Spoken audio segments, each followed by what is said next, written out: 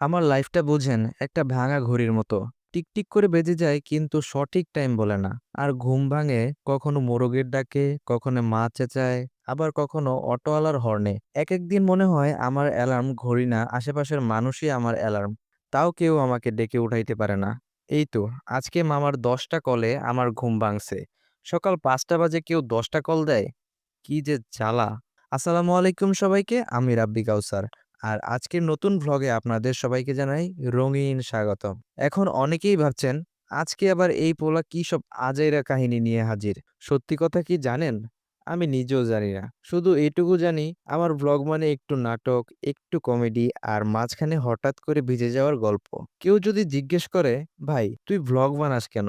আমি একটাই উত্তর দেই, আমার নিজের জীবনই এত নাটক, ভাবলাম ইউটিউবকে শেয়ার না করলে অন্যায় হবে। তো ভোরে ঘুম থেকে উঠলাম, মানে সকালটা তো আমার কাছে ভোরই। আপনাদের কাছে কি ওইটা আমি জানি না। আমি আর আমার মামা বের হইলাম হাঁটতে। হাঁটতে হাঁটতে মনে হচ্ছিল যেন আমরা একটা ম্যারাথনে নামছি, কিন্তু কেউ আমাদেরকে পুরস্কার দিতেছে না। তারপর হঠাৎ করে বৃষ্টি নামলো, হালকা হালকা টুপটাপ। ভাবলাম, আল্লাহ, এ যে একেবারে সিনেমার দৃশ্য, নায়িকাবাদ শুধু।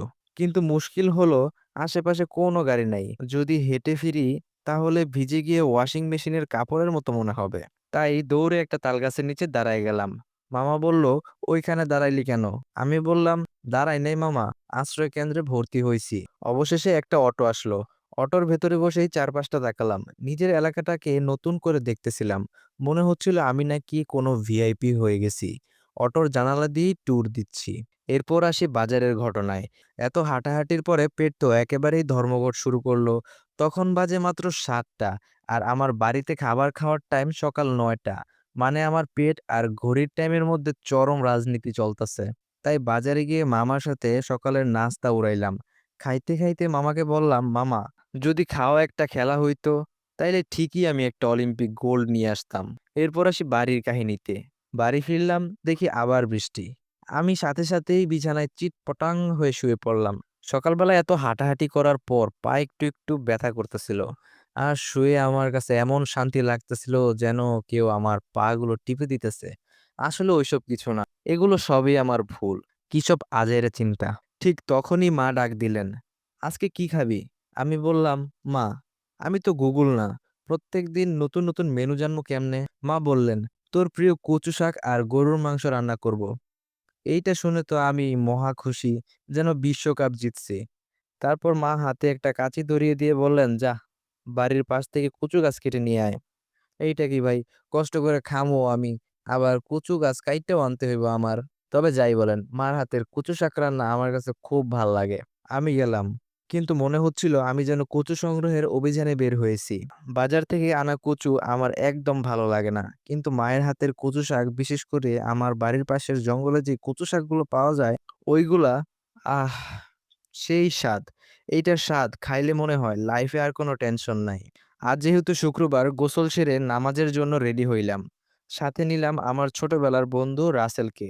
রাসেলকে নিয়ে আলাদা একটা ব্লগ বানাইতে হবে, কারণ ওর কাহিনী আলাদা। ও এবার ইন্টার পরীক্ষা দিছে। ওর ফলাফল যেন ভালো হয়, তাই সবাই ওর জন্য দোয়া করবেন। এরপর আসি হাঁসের বাচ্চার ঝামেলা।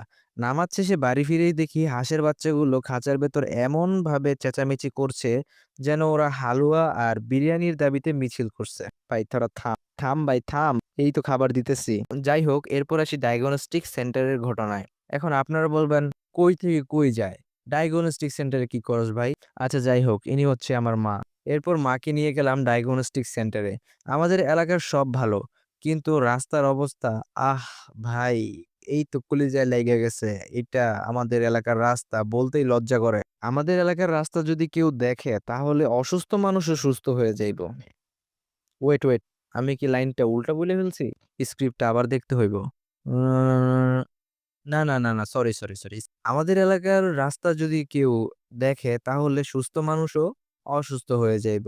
রাস্তা দেখে মাঝে মাঝেই আমার মনে হয়, এই রাস্তায় যদি রোলার কোস্টার বানানো যেত, তাহলে মানুষ টিকিট কেটে রাইড দিতে আসতো। তবে আমার মনে হয় টিকিট ছাড়াই আমরা রাইড দেই, কারণ এই রাস্তা দিয়ে যখনই যাই, তখন শরীর একদম জিম হয়ে যায়, ব্যায়াম হয়ে যায়।